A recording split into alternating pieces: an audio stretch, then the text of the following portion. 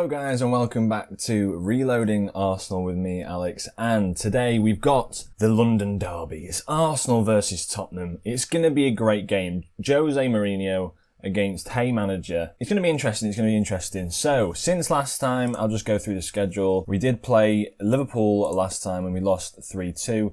Since then, it's been 6-1, Euro Cup Group 1. We've beat Universitatea Craiova from Romania. So we've done all right in the Euro League. We're sort of rotating out the side a little bit. A lot of players you can see there have actually played in that game. Oh wait, sorry, that's not that game. There we go. There's the rotation through there. So Kolasinac came in, Joe Willock, Maitland-Niles, Callum Chambers. Some of these players probably won't even be with us by January simply because I'm trying to get money to buy better players. And then we beat Aston Villa in the league. So that is our second league win. A nice fixture, should I say, in a group of horrible fixtures.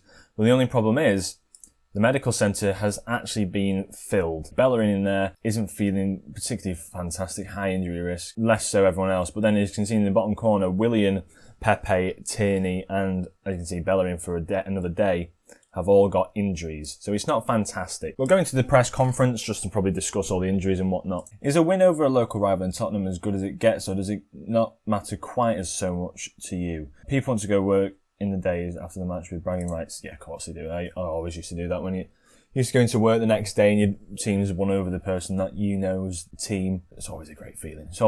How do you think you'll handle the pressure of this one? There's always a great buzz around the place. You know, it just makes match day. There's something special about matches like this, isn't there? It's what the sport is about. I can't wait for it. It's what the supporters in regard. Mustafi, I'm hoping, is going to leave the club because it'll bring in quite a decent money for him. 6.5 million for him. I mean, the wage budget's already been cut by. Mustafi leaving the club will also open up quite a big opportunity for a bigger centre-back, a better centre-back to come into the club. So I'm just going to say to him, I've offered you out. Go and get some more. And he said, fair enough, I don't want to fight this, so I'll try and find an interesting club. Cheers, boss, I'll see you later. Perfect. Really good. So, I mean, that's gone better than planned. Ole Gunnar Solskjaer has expressed confidence in United's continental qualification. How do you feel about the picture now? I think he's shaping up to be quite a battle. I think he'll be happy with how I said that.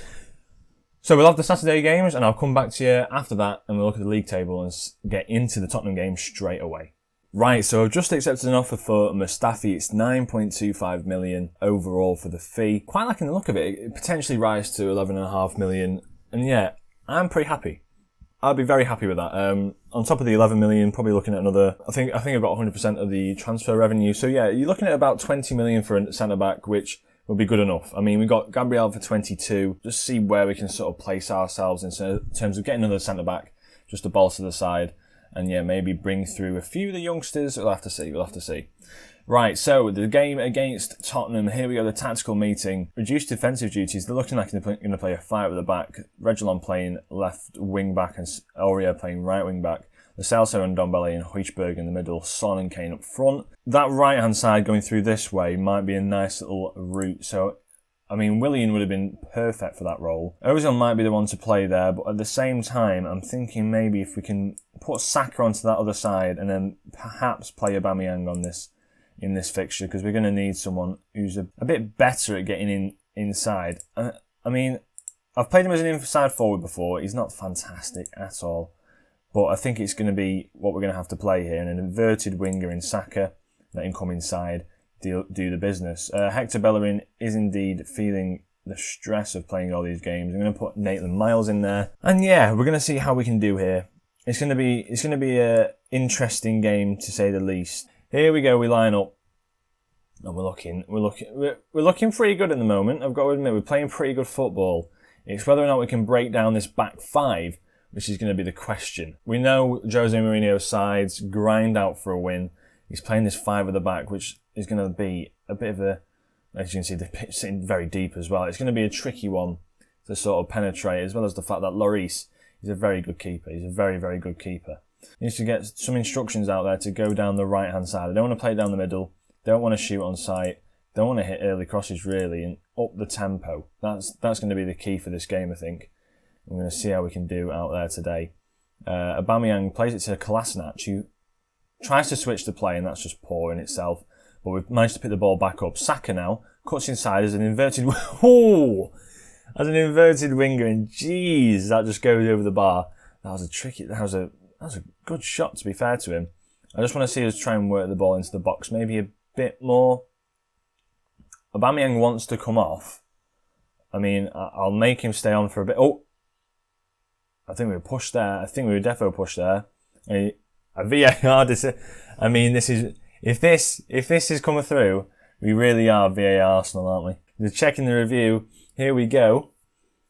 It's going to be another tricky one. Oh, fair enough. We've got the... I love VAR. I love VAR so much. And who's going to take it? It will be Aubameyang. Can he get a goal? Oh, no. Oh, no. Oh, Aubameyang.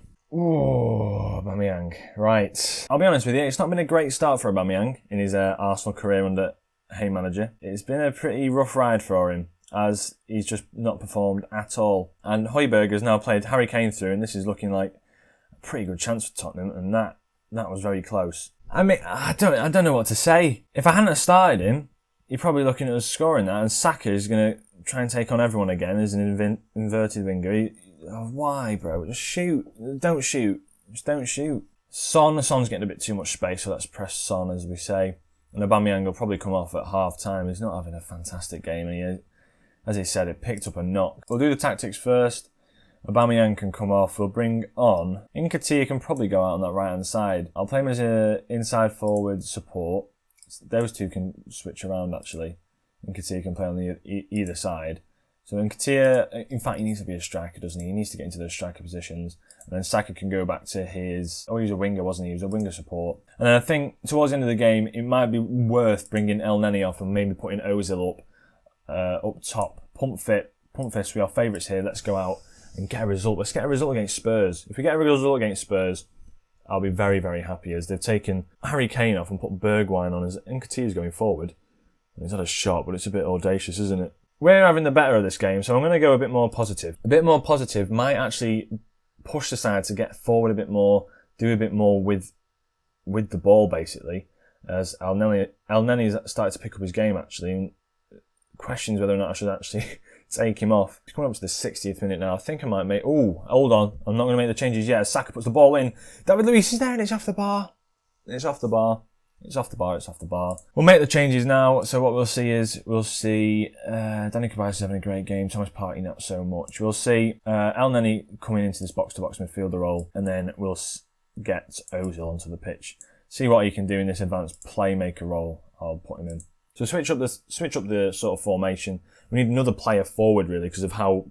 And they've got those 8 defenders, basically, back behind the ball. Let's see if we can sort of get anything from this. Is the 85th minute, basically, there is a chance. And Maitland Miles picks that up. Can he go down this right-hand side with a bit of pace? He can't. Plays it back to David Luiz. Back to Niles. Nice little 1-2 football here. Into Ozil. Can he make something happen? Ceballos. Can he find a crossing? He gives it Maitland Miles, who's got a little bit of a dink on him. And now Bergwijn gets the ball. And the pace of Bergwijn... Oh, it's a great challenge. It's a great challenge. Who was that then? Was that David Luiz?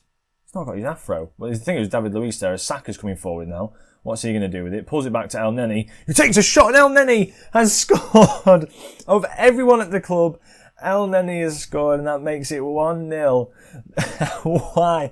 I was considering taking him off, and he's just gone and scored. Saka comes inside off this left flank, which I prefer Saka on this left-hand side, pulls it back to El Neni, finds the man, an absolutely audacious effort from outside the box. And that goes in. Fist pumps the air.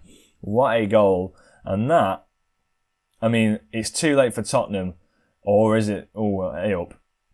They've gone to the 4-2-3-1. They've put a ball in. Son's there. Bergwijn's there, sorry. He's scored. But it's looking like an offside. Was that offside? The referee blows his whistle. We've got a VAR check. Checking goal review. Bergwijn. Goal disallowed. Classic. This is VAR Arsenal. VAR Arsenal, all over. Right, fantastic stuff. We're going into the 94th minute. It's looking like a nice little 1-0 win. It's Derby Day, and we have dominated Derby Day. Thank God for that. El Neni with the goal. And yeah, just look at the expected goals. Look at that. Tottenham didn't come to play at all, outstretched arms. That, well done, lads. Great win. Great for morale. Great for morale. I am absolutely delighted. How important could this victory be for the season as a whole? It's the sort of fixture that can just bolster you going forward. And then his dramatic late goal was something for you to savour. How do you rate that moment? That's what football is about. Absolute joy. Just how good was Elneny today? He was a great player. I'm really happy for him. And that is going to take us to the end of the episode. Let's see what the table's looking like. The table, I mean, considering we were 17th after 3-4 games, after 7 games now, I know there's another game in hand for Tottenham. We're sitting at 9th and we're looking pretty good. We're looking all right.